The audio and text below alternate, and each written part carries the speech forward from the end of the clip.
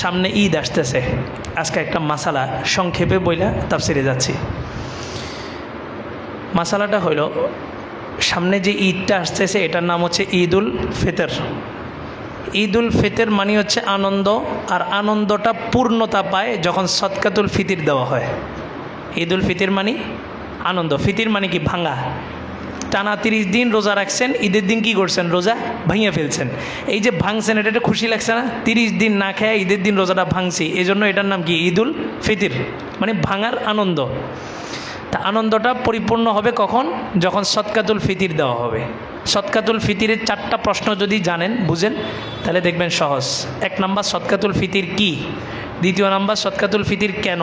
3 number, সদকাতুল ফিতির কাকে দিব? 4 number, কি দিব? এই 4টা প্রশ্ন সহজ, একদম 2-4 মিনিটের মধ্যেই বলা যাবে। সদকাতুল ফিতির কি? সদকাতুল ফিতির মানে হলো ঈদুল ফিতরের দিন সকালে ধনী কর্তৃক গরিবকে যেই ঈদ বকশিসটা দেওয়া হয় এটাকেই সদকাতুল ফিতির বলে। কয় যে গরিবরে দান করছি, কেন দান শব্দ ব্যবহার করবেন? আপনি দান করার কে? এই টাকার মালিক কি আপনি না আল্লাহ? আল্লাহ। তা আপনি দান করার কে? বরং আল্লাহর টাকা আল্লাহর বান্দার কাছে আপনি পৌঁছায় দিয়েছেন, এটার নাম সুন্দরভাবে দেন। ঘুষ, ঘুষ করলে মানুষ খারাপ শুনে, এবার এটার নাম চেঞ্জ করছে, বলছে ইন্টারেস্ট, হ্যাঁ, মুনাফা, কত নাম দেয়। তো এই শব্দটাকে একটু চেঞ্জ করেন, যে ধনী কর্তৃক গরিবদেরকে ঈদ বকশিস, ঈদের দিন যেটা দেওয়া হয় এটাকেই সদকাতুল ফিতির বলা হয়। তাহলে 1 নাম্বার, সদকাতুল ফিতির কি, এটার উত্তর গেল। 2 নাম্বার, আমি সদকাতুল ফিতির কেন দিব? ও আমার কি উপকার করছে যে আমি ওর টাকাটা দিব? প্রশ্ন জাগে না? টাকাটা আমি ইনকাম করছি, ও আমার কি উপকার করলো, আমি তাকে কেন দিব টাকাটা? প্রশ্ন আসে না? এই প্রশ্নের উত্তর হলো, দেখেন, আপনি 30 দিন 30টা রোজা রাখছেন, আপনি নিজেও জানেন রোজা রেখে এমন কিছু কাজ আমরা করছি যে আমাদের রোজা যে কবুল হবে না, এটা আমরা নিজেরাও বুঝি। তাহলে দুনিয়াতে 30 দিন না খেয়ে থাকলাম, আর আখেরাতে যাওয়ার পরে দেখলাম যে আল্লাহ বলতেছে, কিরে রমজান মাসে রোজা রাখলি না কেন, আয় তোরে শাস্তি দিই। তাহলে আমাদের কষ্ট হচ্ছে ডাবল। যদি রোজাগুলো কবুল না হয় তাহলে কষ্ট কি? ডাবল। আর যে ব্যক্তি রোজা রাখেই নেই, ওর কষ্ট ডাবল না, ও তো দুনিয়াতে খাইছে, মজা পাইছে, আখেরাতে শাস্তি পাবে। এখন আমি দুনিয়াতে সকাল থেকে সন্ধ্যা পর্যন্ত না খায়া থাকলাম, 20 রাকাত তারাবি কষ্ট হলেও পড়লাম, এই যে এত কিছু করলাম, একদিন না 30 দিন? 30 দিন। আখেরাতে যায় যদি দেখি এটা কবুল হয় নাই, তাহলে আমার কষ্ট কি? ডাবল। আল্লাহ বলেন, যে ব্যক্তি সদকাতুল ফিতির দিবে, তার রমজানের যত ভুলভ্রান্তি আছে সবগুলা মাফ করে দিয়ে আমি তার 30টা রোজা, 30 দিনের ইবাদত সব কিছুকে কবুল করে নিব। তাহলে সহজ উত্তর, সদকাতুল ফিতির কেন দিব?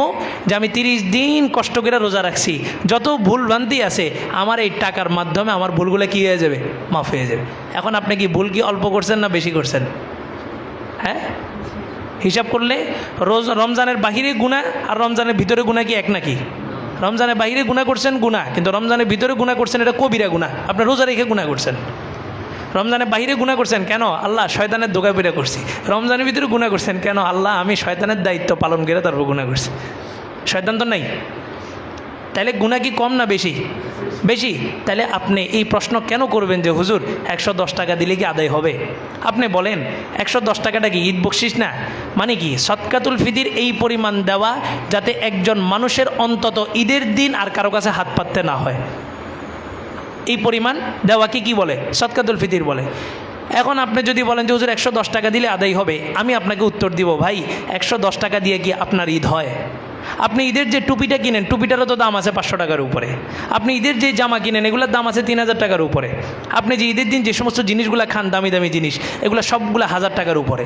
তাহলে আপনার বিবেকে তো একটু প্রশ্নটা জাগার কথা যে আমি একজন মানুষকে যে 110 টাকা দিলাম, এই 110 টাকা দিয়ে তার কি হবে? বরং 110 টাকা দিয়ে তাকে কি খুশি করলাম না কষ্ট দিলাম? কষ্ট দিই। তাইলে এখন সদকাতুল ফিতিরটা কেন দিব?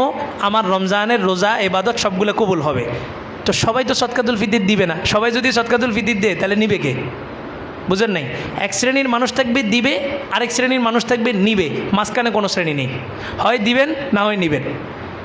হ্যাঁ, যারা নিবে তাদের ক্ষেত্রে এই আইন প্রযোজ্য যে সে যদি এই ধনীদের সদকাতুল ফিতিরটা আদায় কইরা তাদের রমজানের রোজা ইবাদত কবুল হওয়ার মাধ্যম হয়, তো এই উসিলায় আল্লাহ তাআলা ওই গরিব গ্রহণ করার কারণে তারও রোজা ইবাদতগুলো কবুল করে নেবেন। তাহলে যে দিবে দেওয়ার কারণে কবুল হবে, আর যে নিবে নেওয়ার কারণে কি হবে? কবুল হবে। হাদিসের মধ্যে আসছে একটা সময় আসবে মানুষ জাকাতের টাকা নিয়ে বের হবে, কিন্তু জাকাত গ্রহীতা পাওয়া যাবে না, সবাই ধনী হয়ে যাবে। তাহলে এই গরিব যদি সমাজে না থাকে আপনি জাকাত আদায় করতে পারতেন? জাকাত আদায় না করলে আপনি কি হইতেন? গুনাহগার হইতেন। তাহলে গরিব আমার জন্য কি শত্রু না আমার বন্ধু? আমার বন্ধু। ও থাকার কারণে আমি একটা ফরজ বিধান পালন করতে পারতেছি। তাইলে এটাকে আমি সবার সামনে এই নাও এভাবে না, বরং কাছে দেখা এটা আপনার ঈদ বোনাস, এটা আপনার ঈদ বকশিস, আপনার বাচ্চাদের জন্য কিছু নিয়ে সুন্দরভাবে আদবের সাথে এটা দিব। তাহলে সদকাতুল ফিতির কি, এটার উত্তর গেল। সদকাতুল ফিতির কেন, এটার উত্তর গেল।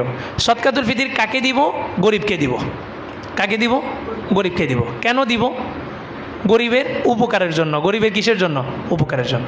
এখন কি দিবেন? সদকাতুল ফিতির কি দিবেন? আল্লাহর রসুল গম দিছে, জব দিছে, খেজুর দিছে, পনির দিছে, আটা দিছে, 6টা আইটেম দিছে, লবণও দিছে। এখন আপনি যদি বলেন রাসূল খেজুর দিছে মানে আমিও খেজুর দিব, এটা ভুল হবে। কেন?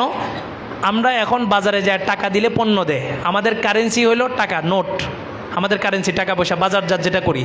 রাসূলের যুগে এই টাকাটা ছিল না। রাসূলের যুগে খেজুর দিয়ে পণ্য কিনতো। রাসূলের যুগে খেজুর দিয়ে কি কিনতো? পণ্য কিনতো। পনির আছে না, পনির, পনির দিয়ে পণ্য কিনতো। দোকানদারে যায় বলতো তোমাকে আমি 1 কেজি খেজুর দিলাম, তুমি আমাকে 5 কেজি আটা দাও। এটা রাসূলের যুগে বেচা কেনার একটা মাধ্যম ছিল, কারেন্সি ছিল আর কি। কিন্তু এখন এই যুগে কি খেজুর দোকানদারকে দিলে দোকানদার আপনাকে পণ্য দিবে? দিবে না। তাহলে গরিবকে যদি আপনি খেজুর দেন, সবাই মিলে একজন গরিবকে 10 কেজি খেজুর দিছে, এই গরিবের কি লাভ আসবে? কোনো লাভ হবে? হবে না। বরং গরিব যেন উপকৃত হয় সেই জন্য তাকে এমন একটা বস্তু দিবেন যেই বস্তু দিয়ে সে যা মন চায় তা করতে পারবে। সেটা হচ্ছে কি? টাকা। সেটা কি? টাকা। এখন জাকাতে আপনার সবাই যদি লুঙ্গি দেয় আর কাপড় দেয়, তাহলে গরিবের উপকার হবে না, বরং দেখা যাবে একজন গরিবের কাছে 10টা লুঙ্গি চলে আসলো, তো সে 10টা লুঙ্গি দিয়ে কি করবে? তার চাইতে 10 জন ব্যক্তি যদি 10টা লুঙ্গির টাকা যদি গরিবকে দেয়, সে এই টাকা দিয়ে 1 মাস অনায়াসে চলতে পারবে। তাহলে সদকাতুল ফিতির আমরা কি দিয়ে আদায় করব? টাকা দিয়ে আদায় করব। কে আদায় করবে?